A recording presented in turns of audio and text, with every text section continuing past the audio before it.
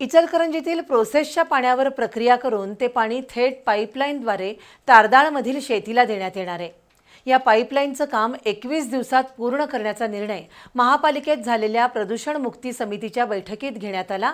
तसंच काळ्या ओढ्यात दूषित पाणी मिसळू नये यासाठी ठोस उपाययोजना करण्याचा निर्धारही व्यक्त करण्यात आला।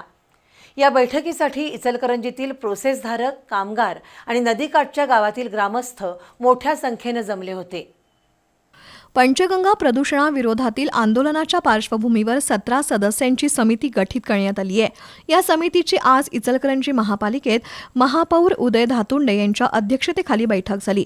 सुरुवातीला अभियंता बाजी कांबळे यांनी सीईटीपी प्रकल्पातून शेतीसाठी दिल्या जाणाऱ्या पाण्याच्या पाहणीचा अहवाल मांडला। आंदोलन अंकुशचे धनाजी चुडमुंगे यांनी शेतकऱ्यांची यादी, पाणीपुरवठा संस्थेशी केलेला करार आणि काळ्या ओढ्यात बंधारा घालण्याचं काम संथ गतीनं सुरू असल्याबाबत आक्षेप नोंदवला। कोणत्याही परिस्थितीत काळ्या ओढ्यात दूषित पाणी मिसळणार नाही याची दक्षता घेण्याची त्यांनी सूचना केली। प्रोसेसर्स असोसिएशनचे संदीप मोघे यांनी मर्यादित स्वरूपात प्रोसेसचं काम सुरू असल्याचं सांगितलं। अनेक कामगार बसून आहेत तर उत्पादनही कमी असल्याचं सांगितलं। सीईटीपीचं पाणी तारदाळमधील शेतीला देण्याच्या योजनेला परवानगी मिळाल्यानंतर पूर्ण क्षमतेनं प्रोसेसचं काम सुरू करणार असल्याचं सांगितलं। त्यानंतर पाईपलाईनचं हे काम 21 दिवसात पूर्ण करून 28 मे रोजी समितीची पुन्हा आढावा बैठक घ्यावी, तोवर प्रोसेस उद्योग बंद ठेवावेत असं विठ्ठल चोपडे यांनी सांगितलं।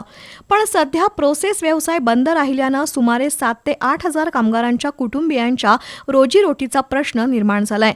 हा व्यवसाय पूर्ण बंद राहिल्यास प्रोसेस व्यवसायातील सुमारे 50 ते 60 हजार कामगारांना गंभीर परिणाम भोगावे लागतील। त्यामुळे तातडीनं मार्ग काढून प्रोसेस व्यवसाय सुरू करण्याची मागणी प्रोसेसर्स कामगार संघटनेचे राजेंद्र बचाटे यांनी केली। दुसरीकडे इचलकरंजीच्या पश्चिम दिशेची गावं, कोल्हापूरचा जयंती नाला, साखर कारखाने आणि औद्योगिक वसाहतीच्या सांडपाण्यामुळे पंचगंगेचं प्रदूषण होत आहे। हे प्रदूषण सुद्धा तातडीनं थांबवण्याच्या मागणीसाठी जिल्हाधिकाऱ्यांची भेट घेणार असल्याचं महापौर धातुंडे यांनी सांगितलं।